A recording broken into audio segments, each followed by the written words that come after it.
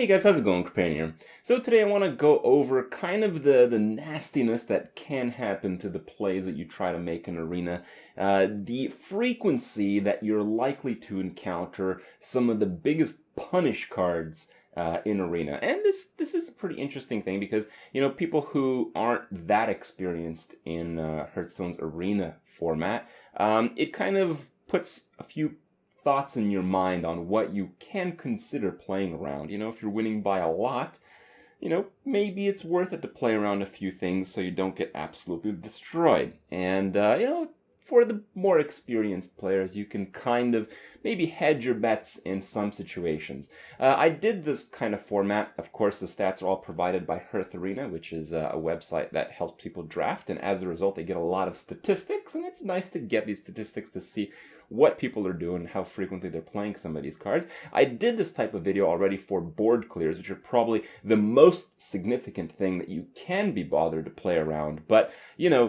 playing into or deciding not to play into a board clear is not the only big decision you have to make in Arena. Sometimes they're a little bit more slight because, well, the repercussions of making a bad decision, even in this case, can cause you to lose the game.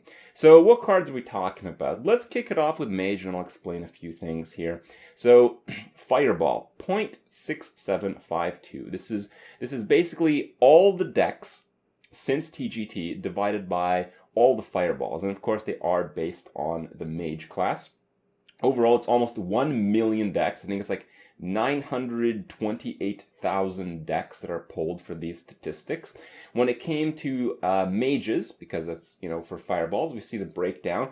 It is 206,781 mage arenas, and at least one fireball showed up in 50.10% of decks. So you're probably wondering, what does the 0.6752 mean? Well, it means that that's just, the total number of fireballs divided by the total number of mage decks. And it's basically how likely you are, like an approximation of how likely you are to get fireballed, based on how often it's generally picked. When it comes to really high premium common cards, common class cards, that's kind of what we've seen. It's about 0.7. And what does 0.7 really mean? So we can see the breakdown for fireball. 35.61% of decks had one fireball. 11.91 had two fireballs. 2.26 had three fireballs. 0.29 had four fireballs. So after you get fireballed 3 times, you're pretty safe and not be bothered to play around the fourth one, and especially the fifth one, which came at 0.02, which is 50 decks out of the 206,000. 4 out of those 206,000 decks had 6 fireballs, and exactly one, had 7 fireballs. So you guys can kind of understand that it really gets a little bit out of control with some of these probabilities. You're really not likely to encounter any card that many number of times. So, if you play something big, it gets fireballed. You play something else big, it gets fireballed. The more that happens, the less likely it is that your future card can get fireballed, can get answered, just because it's so unlikely for someone to have all these cards and actually draw them in time. For the other mage cards, Flame Cannon, surprisingly to me, comes in at 0.55. I actually think Flame Cannon might be the most punishing card that a mage has, so it's kind of interesting to see that it's not quite as common as some of the other cards, like Fireball. I think Flame Cannon is one of the best cards because it's not that, you play a 2-drop, they Flame Cannon your 2-drop, it's that usually they can Flame Cannon your 3-drop and play a 2-drop on 4. Or sometimes they can actually Flame Cannon your 4-drop. And that's when things get really brutal. When your opponent can tempo removal and play a card to gain tempo. That's when it gets really out of control. And, Fireball can do that against like a 5 or a 6 drop, but Flame Cannon can do that much earlier in the game. And the earlier you can establish a tempo lead, the easier it is to win a game because you're getting repetitive damage. You're getting trading up every single turn, starting from an earlier point in the game. So what I've learned immediately from these statistics already is that people are just not picking Flame Cannon enough. In my opinion, Flame Cannon is on par with Fireball in Arena. Polymorph, a little bit less so, 0.61. And, that kind of makes sense. I don't think Polymorph is as good as Fireball just because of the flexibility issue. But again, I do think Flame Cannon is better than Polymorph. So, kind of interesting. It does seem like people don't really like the Flame Cannon too much. And maybe that's something to consider. Maybe you shouldn't be playing around Flame Cannon in some of these cases. But on the other hand, Flame Cannon is such an early game punish that it's such a big risk to play into Flame Cannon because often when you lose that bet, you lose the game on like turn 3. So that really sucks. So a lot of things to consider. When it comes to Hunter, Freezing Trap comes in at 0.38, so pretty low. That's about the frequency that you'd see like a really good rare card. So, playing around Freezing Trap might not actually be a top priority if it comes to winning or losing a game. Most likely, it's actually not going to be Freeze Trap, so something to consider. Hunter's Mark actually coming in pretty high, almost at 0.5. So yeah, that's actually something for me to reconsider. I play a lot of Hunters, but it seems I don't actually run up against Hunter's Mark very much. But that statistics says otherwise. I mean, what that says is, Hunter's Mark is almost as likely as Fireball. So often when I play against a Hunter, I try to lead the game by playing like one big dude they can't handle. And, maybe I should think twice about doing that if I have another option, because it does seem like it is pretty likely that they will have a Hunter's Mark. As for Paladin, as I mentioned, top-end rare cards, Muster for Battle comes in at 0.34. It seems like, when you're higher up on the win scale in Arena, if you're at like 7 wins, the chance you get Muster for Battle is reasonably high because it's one of those cards that, just wins the game in so many instances that, the decks that do well often have cards like these, and in some cases, a lot of cards like these. Seal of Champions, I believe, is the only card I've seen so far over 0.7. It's 0.7176. And that's because, commons, they have their own frequency when it comes to the options in Arena. And then class commons have double that frequency. And TGT, I believe, has a 25% bonus. So all those bonuses combined, plus the fact that it seems like everyone is picking every Seal of Champions any chance they get, means you really, really should be playing around it. It's pretty tough to play around a card like Seal of Champions, but when you can, you really should, because it's one of those cards that's super powerful, but if you can continuously deny it to the point where your opponent has to play Seal of Champions on a creature that can't attack that turn, you crush their value by so much.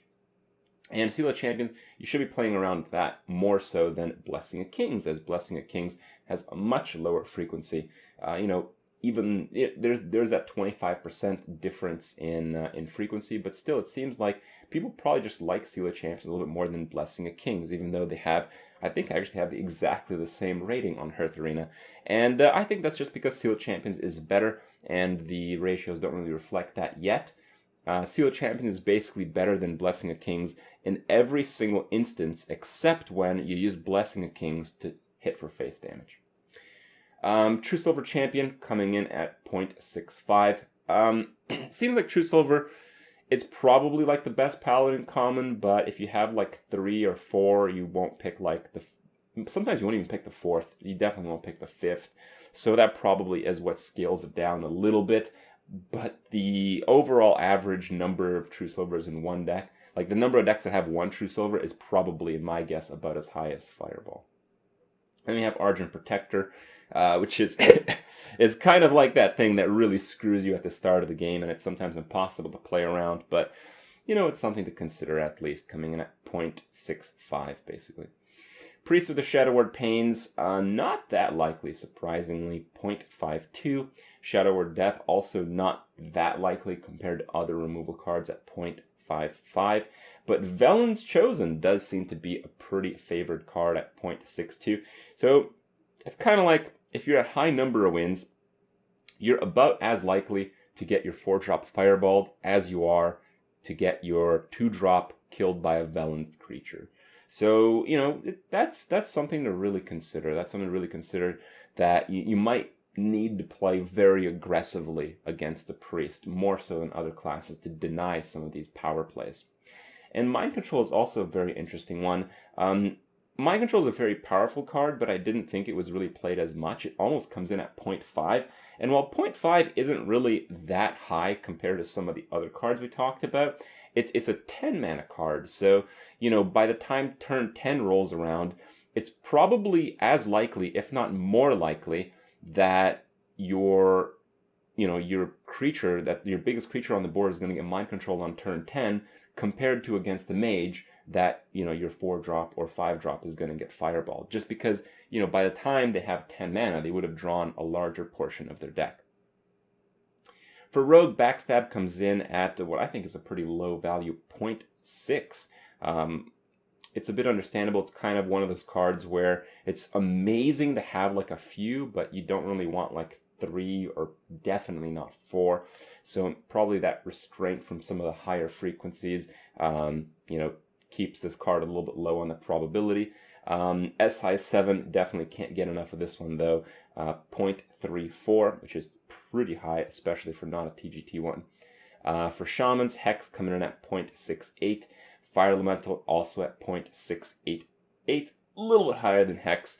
You just know you have to play around these cards. This just confirms that these cards are as common as they possibly can be. Every time they're offered, almost every Shaman player is going to pick up one of these cards.